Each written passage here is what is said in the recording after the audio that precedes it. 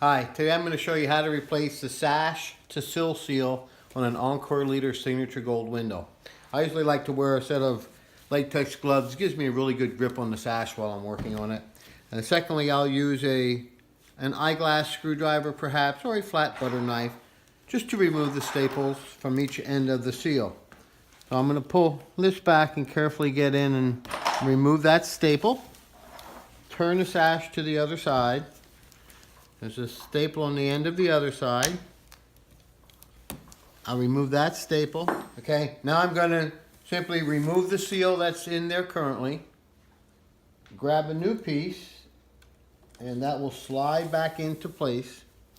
And then typically, I'll pull back on the corner here, and I'll put a dab of sealant on this side, wiping it clean, and a little bit on the other side, wiping it clean. That will hold it in place long term. That's all that's to it. Thank you.